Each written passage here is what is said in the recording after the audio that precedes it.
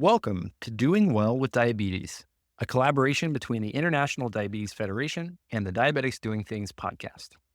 I'm your host, Rob Howe. Doing Well with Diabetes is a series interviewing athletes living with diabetes from around the globe to help inspire the next generation of athletes with diabetes to continue to work towards their dreams while doing well with diabetes. Doing Well with Diabetes is part of the Kids and Diabetes in Schools program from the International Diabetes Federation and is supported by Sanofi and ISBAD. Diabetics Doing Things has donated all production and promotion in kind. To learn more about the Kids program, visit kids.idf.org. And to hear more from Diabetics Doing Things, visit diabeticsdoingthings.com/subscribe. Now give it up for our next guest on Doing Well with Diabetes. Hello and welcome to Doing Well with Diabetes. This is a series from the International Diabetes Federation and Diabetics Doing Things, our 2024 collaboration. And I'm very excited to introduce our very special guest here with me today, Alizée Agier from France, calling in an international karate superstar is what I'm going to call you here. And we are going to have a really great conversation about doing well with diabetes today. So welcome to the show, Alizée. Thank you. Hello, everyone. I'm really happy to talk with you about my career and about type 1 diabetes. So thank you again for having me. I'm really happy. It's such a pleasure to have you here.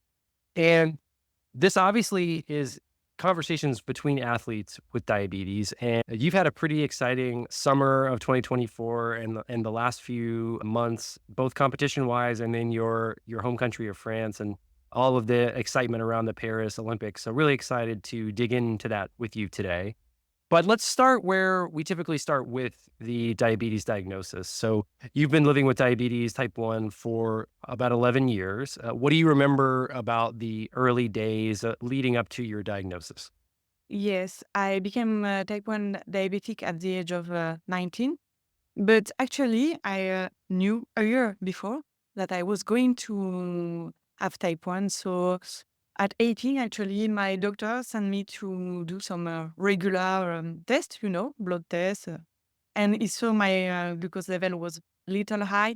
Good, but need to look at this. And especially my endocrino told me that I will be a type 1 diabetic someday. We didn't know when at this time. So every 3 months, I had to do some tests. And then a year after, I became officially type 1 sick. So it's like a soft way of learning about type 1 diabetic. So it's, for this year, it was in my mind, but I was not focusing on that. I was living my life normally, but I knew that some days I have a call to go to the hospital and to get treatment. So I've had almost 400 conversations over the years with people with diabetes of all kinds from all over the world. And I think you're the first person to come on the show who has had that diagnosis experience. And I know that happens. And in the United States, there was a big study in Colorado where a large population of children were screened and they identified 12 children and they were able to early diagnose type 1. So you didn't have a hospital stay necessarily or go into diabetic ketoacidosis. What was it like? When did you and your care team decide that, it was officially time? Yes. It's funny because really funny. Funny-ish. 2 weeks before the official diagnosis, I was in a training camp actually, and I ate some M&Ms, a lot of them. And I remember having a really, really bad headache at this time. I was like, maybe now that I think about it, I'm like, maybe it was, the beginning of something because I had to stop my training because it was a really, really, really bad headache. And then 2 weeks after, my doctor called me and then he was like, okay, Alizée, now it's time. You need to go to the hospital to get the treatment. So I went at the hospital like maybe for 3 or 4 days to get my treatment and to know more about everything. But yes, I was like, okay, I'm packing, and it was not like a hurry. Maybe like everyone with high glucose level, and you go to emergency, you don't know what's going on, what's happening. I was like, okay, it's slowly. I went to the hospital, and then it was a slow process, if I can say it like that. Yeah, obviously like important, but like you said, not an emergency, not, not a rush to the hospital. That's really fascinating. Did you like when your doctor found your elevated glucose levels, did you do any other tests or screenings or, to confirm maybe your antibodies or how did that, going back every 3 months, like what were those conversations like with you, if you remember? After every 3 months, it was like, okay, it's good, go on. And then 3 months after, okay, good. And then he called me. So I went to the hospital. And at first, in my mind, I was not concerned about my career as an athlete because I was already practicing karate, being an athlete in the French team. I was more concerned about my work because I wanted to become a police officer at this time. So I was more focused on this than my career as an athlete because for my career as an athlete, I was like, okay, I know it's going to be okay. I will do my best. But I was more concerned for that. And it was in my mind. And then I had to learn how to live with everything. But before the official diagnosis, I knew a little bit about type 1, but not that much. So I really learned everything at the hospital and then during the next months and years after that. We're going to talk a little bit about how diabetes shows up in your training as an athlete, but I want to transition first and talk about this past summer because when the world's eyes were on Paris and we were looking at the Olympics, and one of my favorite things that I saw leading up to the games was you carrying the torch on its way to Paris. So what was that experience like for you to get to carry the Olympic torch on behalf of your country as it made its way to the Olympics? Yes. Oh, I become a little bit emotional when I talk about it because it means many things. Because first one, it was in my hometown, so my family was there and they saw me carrying the torch. So it was a really important moment for me and for them. I saw in their eyes how proud they were, and it was a really a beautiful moment for me to share with them. And the second point is, as you know, karate was not unfortunately at the Olympics in Paris. We had one chance in Tokyo because we became Olympics for Tokyo, and I missed my chance qualifying at the Olympic tournament. So I was not in Tokyo, and it was really a hard time, because as you know, as an athlete, you have big dreams. The Olympics are fascinating, and it's unbelievable. So it was really a hard time for me, and carrying the torch was like, okay, like a little reward for me for everything that I've done in my career, even if I didn't make it to the Olympics. Well, I felt you're right. I did know that karate was not on the Olympic sport ballot for 2024, and we'll talk a little bit more about why I know that later. But I did want to just say, like, for me as a person with diabetes as well, like it meant a lot to, even though I'm not French, even though well, I wouldn't say like a huge.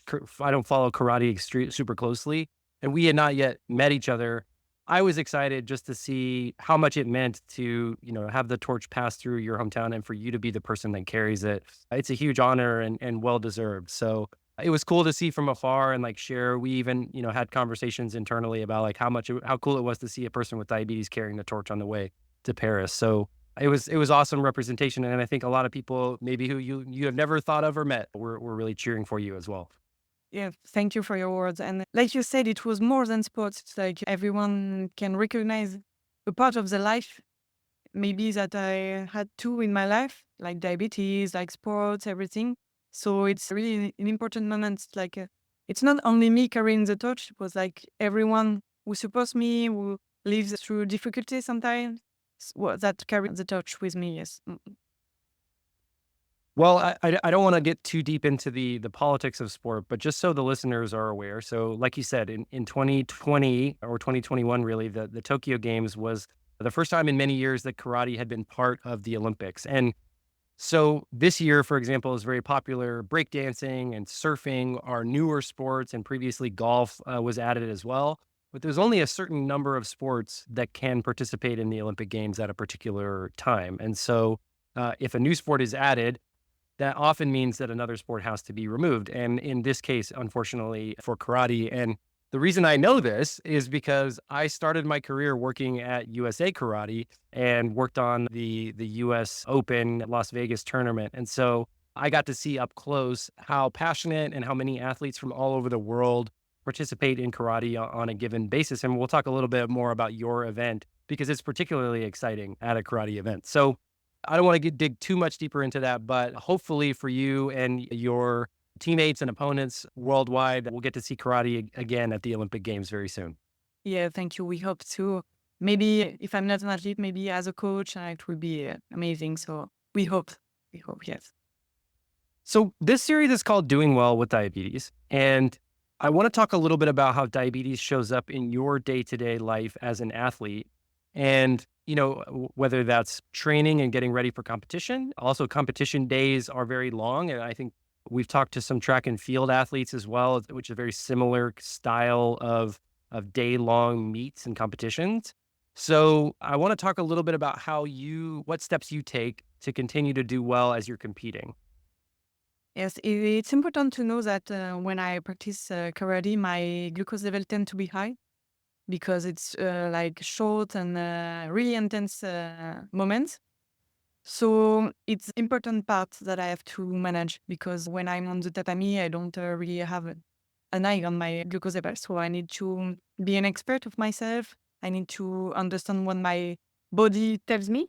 So when I train, I was like, okay, I sweat a lot. Maybe is it like just the training, or maybe it's a hypo or hyper? So I need to manage high glucose level, especially during competition, because with the stress, getting nervous, sometimes I tend to be high too. So it's like a little routine. When I started to warm up, I look at my glucose level. I do a little injection, so it's going to go up, but not too much. And then I really need to be careful after competition too. Training, it's not that much, but competition, when I finish my matches and it take me like 1 hour for the competition at fighting, we say, because we have multiple fights. So it lasts 1 hour, not including the warm up. So after the competition, I need to be really careful about not getting too low. And then I really have something with me to eat every time. I never had a big hypo in competition. Not even a little hypoglycemia. It's really hyper. But at my training, sometimes it can happen. When I have a training camp and we are the last day and my body is really tired and maybe I did too much insulin at the breakfast and then I train just after. So sometimes I go low. But usually it's hyperglycemia that I need to be really careful about. I'm glad that you said that because two things. I want to talk about like how intense the kumite competition is and how fast it moves, Mhm. and also in competition when you're stressed or you're excited and you really want to do well or the stakes are very high, uh, glucose going up is part of that. And I think it's really important for successful athletes like yourself to normalize that at the highest levels of sport, sometimes the glucose levels are not always flat or not always in range. And I think for young athletes or for parents of athletes who really want to keep those levels in range, of course, we're always trying our best to do that. But really understanding how your body responds to competition and stress, and different from practice to competition, is really important because I was the same way. In practice, I had really fairly good sugar levels most of the time. In competition, it was totally I was so excited and stressed out, my sugars would go high. So talk a little bit about, how you manage those expectations. Yes, it's important to have a little step back. And when you look at the picture of your glucose level, and in competition, it go high, but not for too long. It's like high and then it come back normally. So yes, it's important to to say that we are doing our best, like you said, and even with that, how body reacts. So it's okay. Sometimes it's okay. We do our best, and it's go easy on yourself. You do your best in competition. stress, of course, your body needs to react to that one way or another. Yeah. Yeah, I think, you're a fight sport, a combat sport athlete. So, having grace for yourself and like being, giving yourself the space to maybe, not be perfect all the time, sort of they're in opposition to each other. But so like, how do you help be gentle with yourself when you're, so, you're in the fight mindset? Yes, when I'm on this fighter mindset, I talk a lot with my friends and family about it. So sometimes they remind me that easy, go easy on yourself. You are doing your best. And there's something I really like to say about type 1 diabetes and karate or being an athlete. It's, I remember that, okay, when you are an athlete, you train every day, you do your best for one goal at one competition. And when you arrive at this competition, sometimes you win, sometimes you are not on the podium, but it doesn't mean that everything that you have done before is lost. Mm. It's the same with type 1 diabetes. Sometimes you are doing your best and it works. Sometimes you have a bad day, but it doesn't mean that you didn't do your best that day. So it's important to remind that it's not a sprint, it's a marathon. So it's important to be good in your head too. I love that perspective, and I totally agree with it. I think you have to be careful to celebrate all the work that you put in, even if you don't get the result that you wanted, because it really is a long game. It's a marathon, like you said. And also, sometimes you do podium, like you and your team just did at the European Championship. So, congratulations on gold medal at the European Championships. What did that feel like? Oh, it's awesome, awesome to be on the top of the podium and hearing national anthem. It's a really strong moment because, like you say, it's a moment that we celebrate everything that we have done before. So sometimes we don't have this opportunity, and sometimes we are at the top of the podium. It's really good and amazing feelings. So let's talk a little bit about karate. And, early in my career, like I said, I worked at USA Karate. So I learned about kumite and kata and how a karate competition works. But for our listeners who maybe aren't as familiar with karate events, talk a little bit about the kumite event and also just reference the kata event and talk about how, a karate team would enter a competition. Yes, and for kata, it's techniques, real techniques. You are alone or in team doing your kata. You learn your kata by heart, so you have to repeat it in front of the referee, and they will judge your kata the way you did it, techniques, speed, strength, and everything. In kumite, we have an opponent in front of us, and we have 3 minute matches. So we need to score more than our opponents with our points and legs over the belt. It's important. And we don't have knockouts in karate. So if you knock out your opponents, you can be disqualified. So it's really a sport that needs speed and self-control, strength, agility. So it's important to know that your opponent wants to score too. So you need to be faster than him, but maybe he will counter your attack or block. So you have to think about everything at the same time. So really in Kumite, we repeat movement again and again and again. And then in the fight, we don't really think about what we are going to do. It's like instinct, and in 3 minutes, we need to score more than our opponents. So if you score with your points, it's 1 point. With legs at the end, at the head, sorry, 3 points, and in the back of the stomach, 2 points. Like you said, it's speed and reaction time is so key on like when you're watching a kumite event. I'm having some sort of glucose alert here. Oh, okay, we're all good. But self-control, I think the speed and the self-control and the discipline aspect of karate truly make it different than other fight sports because, like you said, there are no knockouts, and in some cases, a knockout would reflect poorly upon your score. You could be disqualified.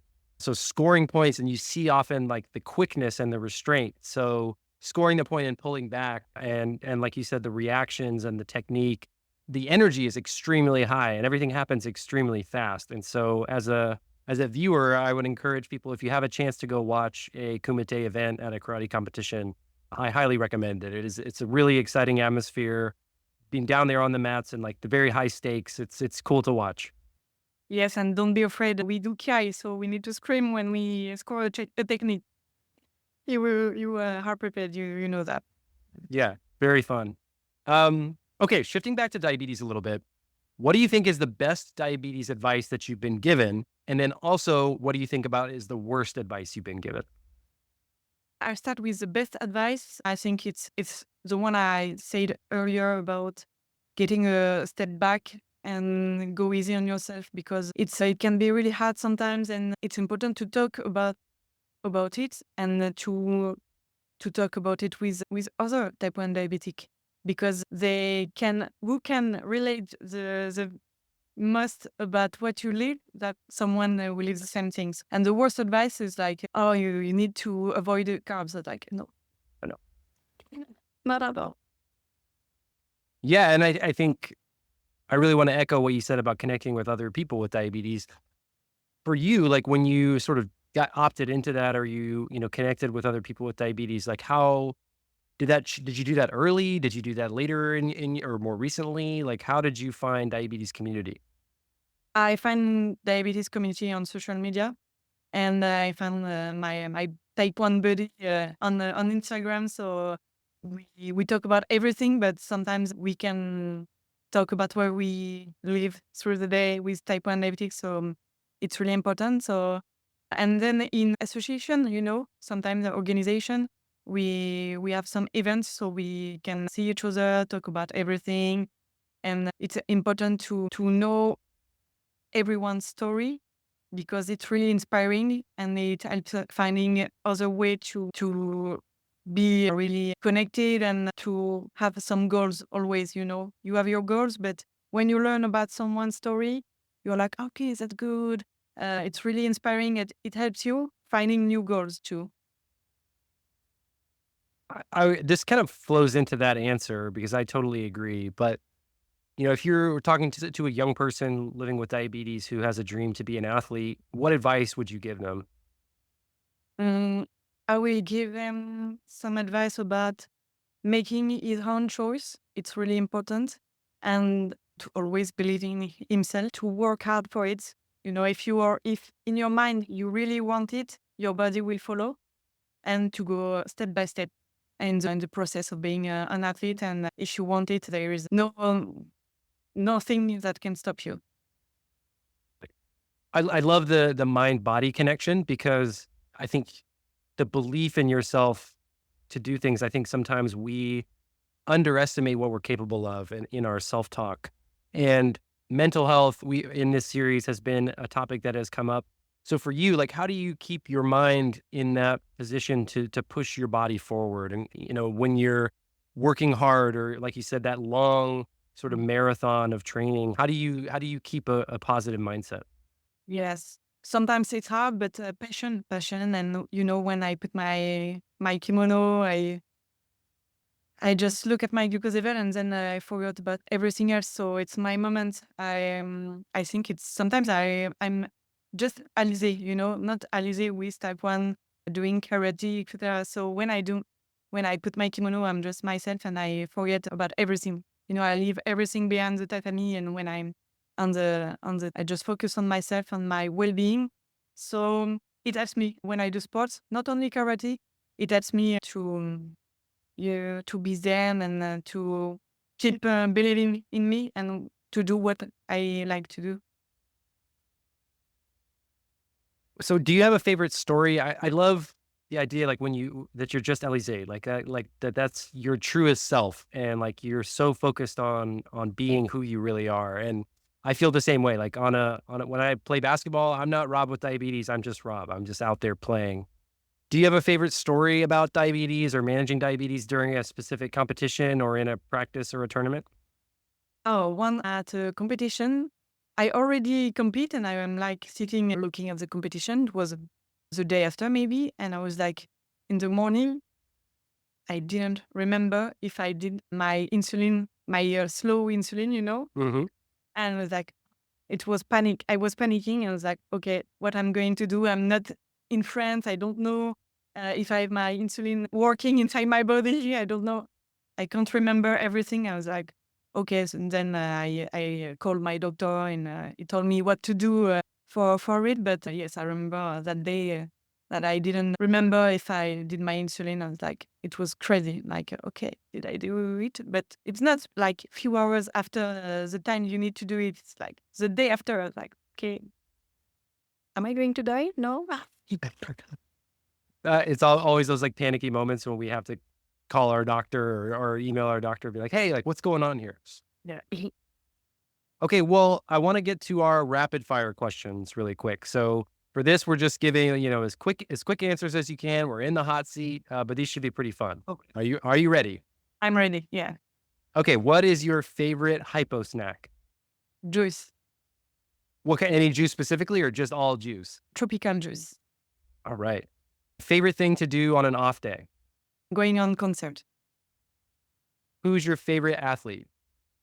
Clarisse Sagbininou, French judoka. What are you currently listening to? Oh, I'm in Linkin Park mood. Oh, okay, cool. I saw they were just on European tour. Did you get to go see them? Yes, I saw. Oh, Yes. it's big fun. Are you a homebody or a thrill seeker? Thrill seeker. Cats or dogs? Pump or multiple daily injections? MDI, but soon a pump, maybe. And movies or a TV show? TV shows. All right. Cool. Well, Alizée, thank you so much for being part of Doing Well with Diabetes and for all that you do to create awareness for what people with diabetes can do that I think most people don't think of. And again, just being able to see you from afar, carrying the Olympic torch and competing at the highest level is inspiring to me. And I know our listeners are really grateful for your time. Thank you, and thank you for sharing stories. That is inspiring. It's really important for us to listen to everyone's voice. Yeah. If our listeners want to follow you more closely or get in touch with you online, what's the best way to do that? On Instagram, my Instagram, Alizée Agier. Yeah. Awesome. We will tag your account in the show notes as well. So, Alizée, thank you again for being part of this series and good luck at your upcoming World Cup. Yep. Thank you. Doing Well with Diabetes is a series interviewing athletes living with diabetes from around the globe to help inspire the next generation of athletes with diabetes to continue to work towards their dreams while doing well with diabetes. Doing Well with Diabetes is part of the Kids and Diabetes in Schools program from the International Diabetes Federation and is supported by Sanofi and ISBAD. Diabetics Doing Things has donated all production and promotion in kind. To learn more about the Kids program, visit kids.idf.org. And to hear more from Diabetics Doing Things, visit diabeticsdoingthings.com/subscribe. Now give it up for our next guest on Doing Well with Diabetes.